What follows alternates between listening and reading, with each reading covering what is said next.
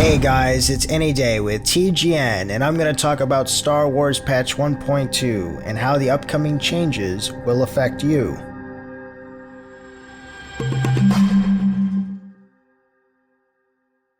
With all the changes to Star Wars coming up, the question that's really on everyone's mind is Star Wars Patch 1.2 going to bounce back the game so that my server doesn't resemble something close to a Texan ghost town?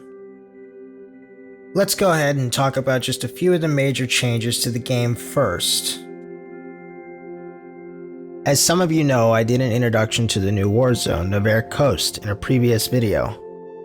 With the new warzone is the new PvP ranking and queuing system, and from reading from the description, it seems like the new PvP system is going to rank people based solely on their highest achievement for a season. If all anyone is going to have to do is achieve the highest rank, that's all they will do and move on.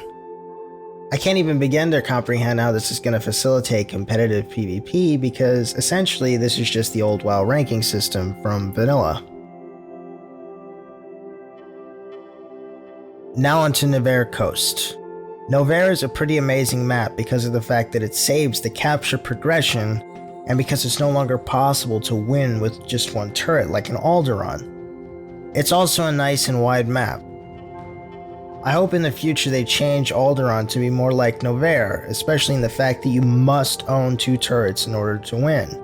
It encourages more drawn out battles and there will never be a point of no return in terms of comebacks.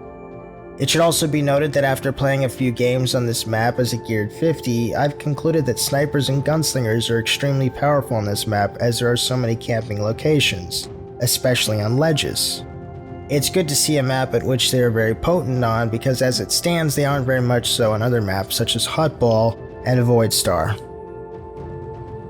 Now I'd like to take a look at the legacy system and talk about a few of the things that weren't brought up or elaborated on as far as I know. While it is cool that you can assign characters on the same server different roles in your family tree or buying certain legacy perks like, a target dummy or the ability to dance with your companion, I'm left a bit concerned. After reading over the perks for companions, it appears you get a permanent stat bonus to all characters in your legacy when you finish a companion storyline. The reason I'm concerned is because, for example, I want to remain a competitive PvPer, or a PvEer for that matter, on my Sage. I'm going to have to level out an Inquisitor as well to obtain the certain stat perks of those companions. This interconnectivity poses a serious issue, especially down the road when you're trying to evaluate the idea of server transfers. Could you imagine having to transfer all your characters from one server to another just to maintain your competitive stat bonuses? Moving on to itemization, it's definitely a nice change to see all the gear, both PvE and PvP, becoming completely moddable. For all you guys tiring of Warzone dailies or trying to grind Valor levels, you'll be happy to find out that all the Battlemaster gear can be purchased with Warzone commendations. Stat caps have also been curbed back to accommodate the higher item levels, and there's been minor tweaks to how the expertise works. Overall though, I see this as a vast improvement on gear accessibility and scalability. As far as guilds are concerned, there are a few cool new features. One is the new guild bank, although it's pretty basic in its current form. You can purchase the guild bank with 1 million credits when you have 15 or more guild members. Although it does allow you to allocate spending for different ranks and purchase more tabs, there's no taxing system in the game at all. So the only way the guild can gain assets is by direct donation, which is fine for a lot of people, but I would have liked to see something more automated. There's also another new option that will be toggled on by default in 1.2. Certain ranks, like officer ranks, have the option of requiring the guildmate being promoted to have an authenticator. If they don't, they can't be promoted. Although I actually really like the concept, I'm wondering whether or not people may not want other guildies to know if they do or don't have an authenticator. It's an interesting change, and I understand that it increases guild security, or doubt if somebody claims they were hacked, but I've always believed that authenticators should be optional, and forcing someone to use one or finding out whether or not they actually have one seems a little bit overzealous in my opinion.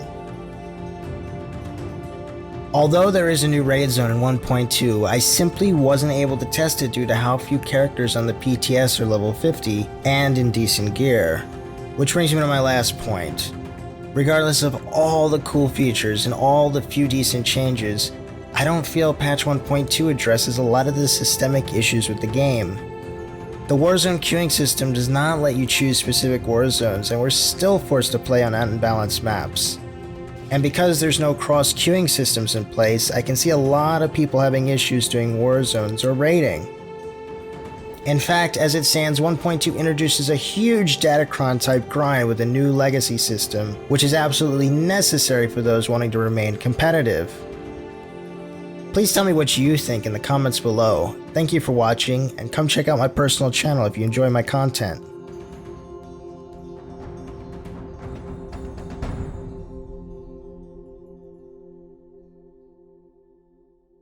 This video is part of the Way movement, a career path for YouTubers. To learn more, visit tgn.tv.